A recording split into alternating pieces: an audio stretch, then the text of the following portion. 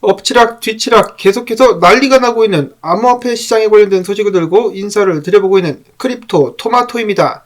어제부터 달러가 반등하자 주춤했었던 미국 증시, 하락했었던 부분들을 상당 부분 회복하며 상승세를 이어가고 있는 가운데 비트코인도 같은 흐름을 타고 있습니다. 어제부터 좀 떨어졌었다가 회복하는 모습 보여주고 있는 가운데 지금 현재 가격 23,480달러, 이더리움은 1,648달러 선에서 거래가 진행 중에 있습니다. 자, 이런 상황 속에서도 안심할 수가 없는 것이 연준 총재들이 계속해서 나와가지고 매파적인 발언을 이어가고 있다라는 것인데요.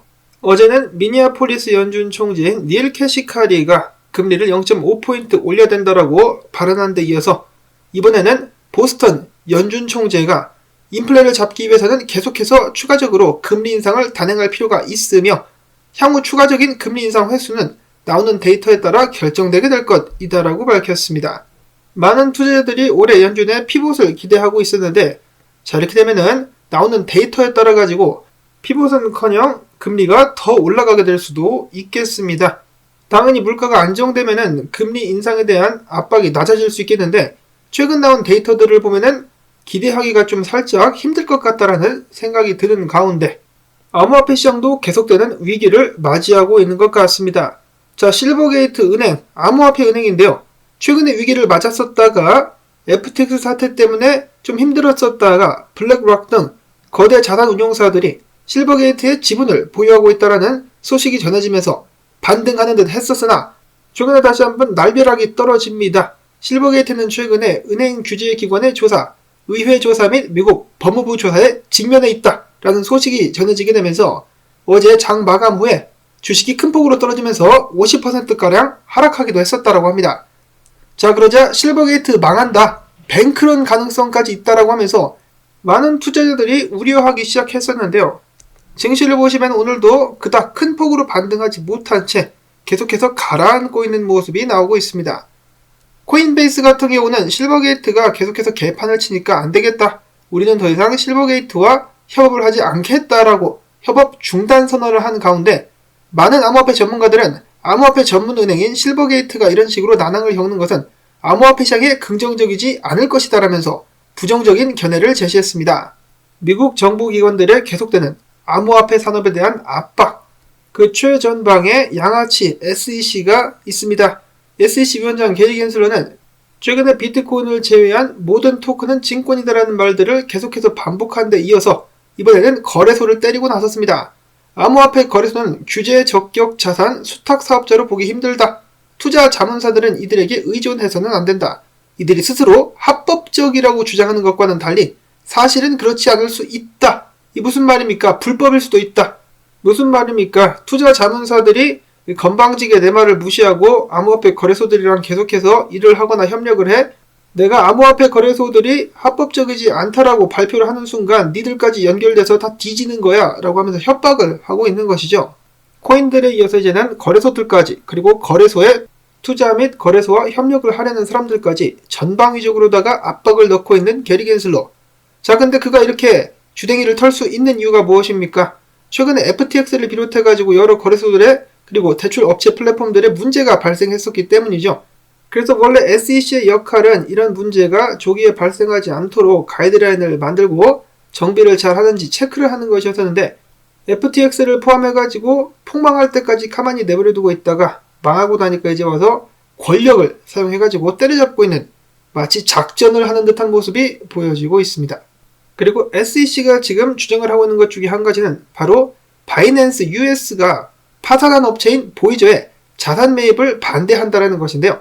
전에도 말씀을 드렸다시피 보이저에 자금이 묶인 사람들이 있는데 바이낸스 US가 이를 인수하게 되면 그 자금들을 돌려주겠다라고 이야기를 했었는데 그렇게 하면 안 된다라고 주장을 하고 있는 것입니다. 이에 대해서 미국 판사도 SEC가 하는 짓이 좀 황당하다라고 답변을 했다라고 합니다. 해당 건을 담당하고 있는 미국의 파산법원 판사 마이클 와일즈, 그는 최근에 이야기하기를 이런 SEC의 주장은 정말 회의적이다. SEC 같은 경우는 지금 상황에서 뭔가 문제가 있을 수도 있기 때문에 모든 과정을 멈춰야 된다라고 주장을 하고 있는데 굉장히 이상한 이의 제기다. 이 같은 SEC의 행보에 대해서 나는 큰 충격을 받았다. 규제기관의 가이드라인이 부재한 상태에서 부정적인 사실을 입증하도록 요구하고 있다. 이 같은 반대가 일종의 은폐로 느껴질 수도 있다라고 이야기를 하기까지도 했었습니다. 미국에서의 암호화폐 산업의 미래, 굉장히 불안한 상황, 누군가가 SEC를 멈춰줄 수 있으면 좋겠다 하는 생각이 드는데요. 반면에 유럽 같은 경우도 상황이 녹록치는 않습니다. 국제결제은행 및 유로피언 중앙은행이 계속해서 암호화폐 산업을 압박하고 있는 가운데, 특히 은행들을 압박하고 있는 가운데, 기존부터 암호화폐를 굉장히 싫어한다라고 밝혔었던, 그렇지만 메타버스에는 참여하고 있는 HSBC 같은 경우는 이용자들의 신용카드를 통한 암호화폐 구매를 차단하기로 밝혔다라고 합니다. 해당 뉴스의 출처는 블룸버그라고 하네요. 내 돈, 내 신용카드를 가지고 마음대로 구매도 못하게 만들고 있는 HSBC. 혼자서 정의로운 척하지만은 사실 그들은 마약 범죄단체인 카르텔에 은행 서비스를 제공하기도 했었다라고 합니다. 그뿐만 아니라 대형은행들 같은 경우 불법적인 자금 세탁에 연루돼가지고 벌금을 엄청나게 많이 물기도 했었죠. 근데 암호화폐 소식만 나오면은 본인들이 정의다라고 외치고 있습니다. 자, 이처럼 서방 국가에서 암호화폐를 배척하고 있는 모습들이 나오고 있는 가운데 암호화폐 같은 경우는 개발도상 국가들 그리고 아시아 쪽에서 환영을 받으면서 지속적으로 성장하고 있습니다. 최근에는 아프리카 및 중남미에서 암호화폐를 활용하는 모습들이 보여졌었는데 지금 보시는 영상 같은 경우는 코스타리카의 할머님이 계란을 파는데 그 지불을 비트코인으로 받고 있는 그런 모습이라고 합니다.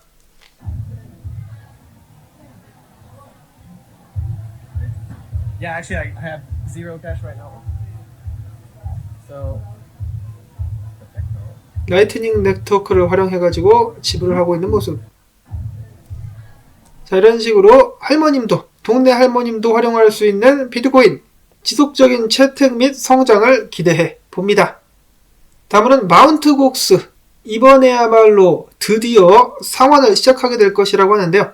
빠르면은 3월 10일부터 조기 상환이 시작될 수 있을 것이다라는 보도가 나왔습니다. 자, 그런데 아직도 불확실한 점들이 많이 있다라고 하는데요. 채권자들이 실제로 변제를 받는 시점은 이달 중순일 수 있겠지만은 경우에 따라서는 또다시 지연되게 될 가능성도 있으며 또한 마운트곡스가 채권자들에게 얼마만큼의 비트코인을 상환할 것인지도 불확실한 상황이라고 합니다. 그나마 다행인 것은 마운트곡스의 상위 양대 채권자들이 이미 비트코인 현물 수령을 선택을 한 상황이기 때문에 그리고 또한 이 둘 같은 경우도 비트코인에 대해서 강력한 지지를 보내는 사람들이기 때문에 비트코인 물량이 크게 팔려나가거나 하면서 시장에 큰 영향을 끼치지는 않을 것이다 라고 전문가들은 예측을 하고 있었습니다. 다음으로 해서는 지브롤터에 위치한 은행 사포가 민간 은행들 중에서는 최초로 지불에 있어서 라이트닝 네트워크를 도입했다라는 소식이 나왔었습니다. 이어서는 비트코인 분석으로 넘어가 보도록 하겠습니다. 비트코인 고래 숫자가 줄고 있다라고 하네요. 센티멘트에 따르면은 비트코인 고래들 올해 1월까지는 1000개 이상을 보유한 고래들의 숫자가 굉장히 많이 상승했었는데 2월 달에 들어가지고 해당 숫자가 378개, 378마리의 고래가 비트코인을 팔아치우면서 이 1000개 이상을 보유한 고래 숫자가 3년 만에 최저치로 떨어졌다고 합니다. 센티멘트는 이야기하기를 대형 고래들이 수백만 달러 상당의 비트코인을 팔았다는 사실은 시장 가격에 부정적인 영향을 끼치게 될 것이다 라고 이야기를 했고요. 예를 들어 과거에 2019년도 같은 경우도 이 정도로 고래 숫자가 줄었을 때 비트코인 가격이 크게 떨어졌었다라고 합니다. 자, 근데 그런 상황이 누군가에게는 기회가 될 수 있었다라는 것이죠. 저가 매수 기회를 제공을 했었다.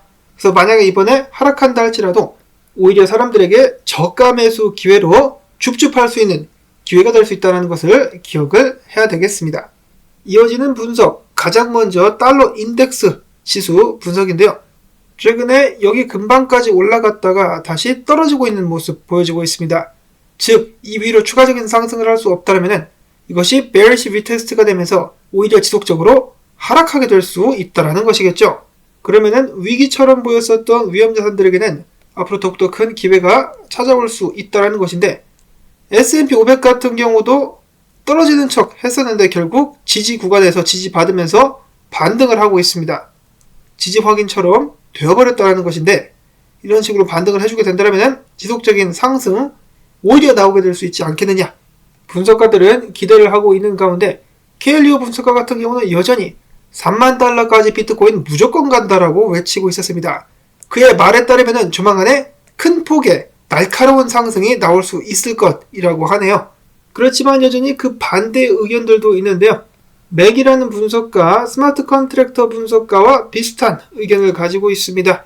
반등할 수 있겠지만 결국 지속적으로 하락하면서 2800달러 선까지 밀렸다가 재상승을 시작할 것. 스마트 컨트랙터 분석가 같은 경우는 19000달러 선까지 떨어질 수 있다고 이야기를 했었는데, 자, 과연 비트코인의 운명은 어떻게 될 것인가? 탈중앙화된 비트코인의 운명은 중앙화된 연준의 손에 달려있다라고 볼 수가 있겠습니다. 슬픕니다. 언젠가는 이 사실이 바뀔 수 있기를 바라보며 기타 소식들 보도록 하겠습니다. 조만간에 이루어질 이더리움 상하이 업그레이드, 해당 업그레이드 후에 스테이킹 됐었던 이더리움 물량이 풀리게 된다면서 전 세계가 지금 현재 주목을 하고 있는데요. 자, 3월달 정도부터 출금이 예상이 됐었는데 미뤄지면서 4월부터 가능하게 되지 않을까 싶다라는 기사가 나왔습니다. 그 근거는 다음과 같은데요. 이더리움 개발자들이 고원리 테스트넷이 상하이 업그레이드를 통과하는 목표 일자를 3월 14일로 결정을 했다라고 합니다.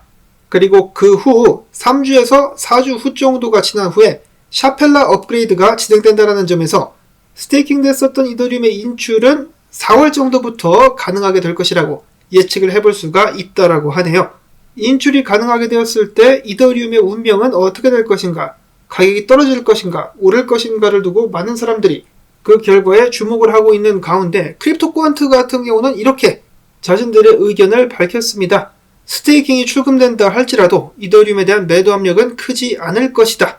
뭐냐? 물려서 스테이킹된 물량 중에 60%는 지금 현재 물린 상태라고 합니다. 대부분의 투자자들이 손절을 치지는 않을 것이기 때문에, 그리고 수익 중인 물량들 같은 경우도 스테이킹 된 지 1년이 채 되지 않으며 수익률이 20에서 30%밖에 되지 않는다라고 합니다. 그래가지고 매도 물량은 많지 않을 것이다 라는 예측을 하고 있는 것이죠. 근데 이거 사실 제가 봤을 때는 연준 결정에 따라서 그리고 시장 분위기에 따라 가지고 휩쓸려 가게 될 것 같습니다. 비트코인이 크게 하락하게 된다면 이더리움 당연히 떨어질 수밖에 없는 것이고, 그리고 업그레이드가 풀린 시점에서 더욱더 큰 추가 하락이 나올 수도 있을 것인데, 반대로 비트코인 상승한다면 매도하는 사람들이 없겠죠. 그래서 결국은 비트코인 움직임에 달린 것이 아닌가. 다음으로는 에이다입니다. 에이다의 장투자들이 증가하고 있다. 이를 통해서 많은 사람들이 에이다 프로젝트의 잠재력을 인정하고 있다는 것으로 풀이해볼 수 있다라고 매체에서는 전하고 있습니다. 특히 장투자들이 늘어나고 있는 이유는 칼다노 네트워크의 지속적인 발전이 이루어지고 있기 때문이다라고 이야기를 했는데요. 자, 에이다의 창시자인 찰스 호스킨스는 이더리움은 에이다의 상대가 되지 않는다. 에이다에 비하면 이더리움은 나이든 노인에 불과하다라고 이야기를 하면서 에이다를 치켜 세운 적이 있었는데, 자, 과연 이더리움의 경쟁자들이 많이 망가진 지금 에이다가 그 기회를 잘 잡고 성장할 수 있을 것인가. 다음으로 해서 오랜만에 IOST 관련된 소식. 그들은 최근에 아마존 웹 서비스와 전략적인 파트너십을 체결하고 웹3 개발에 가속을 가하겠다라고 밝혔습니다. 이어서는 유명 분석가 알리 마르티네즈의 엑시 인피니티 분석. 지금 현재 패턴 불플래그가 보여지고 있다. 만약에 1일 종가 11달러 60센트 이상에서 마감이 된다면 19달러까지 떡상할 수 있을 것이다라고 밝혔습니다. 고점 대비 굉장히 많이 떨어지긴 했지만 지금부터라도 상승할 수 있을 것인지 많은 사람들이 기대를 하고 있는 가운데, 마지막으로는 들을 때마다 마음이 답답한 국내 소식 한 가지가 또 있습니다. 페이코인에 관련된 부정이 또 이번에 발각이 됐다라고 하는데요. 페이코인 같은 경우는 100원에서 5,000원까지 가격이 엄청나게 껑충 뛰었었던 그런 코인입니다. 자, 그러다가 금융당국이 니들의 사업 방식은 매매로 볼 수가 있겠다. 그렇기 때문에 실명 확인 계좌를 확보해라 라고 하자 페이코인은 확보를 하지 못했죠. 자, 근데 조사 과정 속에서 물량 7억 개 정도가 사라졌던 것으로 나타났다고 합니다. 어디로 갔었던 것일까요? 유통량 문제. 금융위원회 같은 경우는 이거 물량 누구한테 간 거냐, 불법적으로 사용될 수 있기 때문에 누구한테 물량을 보냈는지 밝혀라 라고 하자 다날 측은 그거 말 못해요, 비밀 유지 때문에 말씀 못 드립니다 라고 하면서 딱 잡아뗐다라고 합니다. 짧게 먹고 나오는 식의 단타 위주라면은 모르겠지만은 장투로 봤을 때 김치코인들은 정말 아직까지는 신뢰하기가 힘들구나 라는 생각을 다시 한번 해보면서, 그리고 또한 페이코인 때문에 피해보신 분들이 없으시길 바라면서 오늘 영상 여기서 마무리를 짓도록 하겠습니다. 도움되셨다면 오늘도 시청료다라는 의미에서 광고 한 편만이라도 마지막까지 틀어주기 부탁을 꼭 드리며 다음에 새로운 소식 가지고 인사를 드리도록 하겠습니다. 안녕히 계십시오.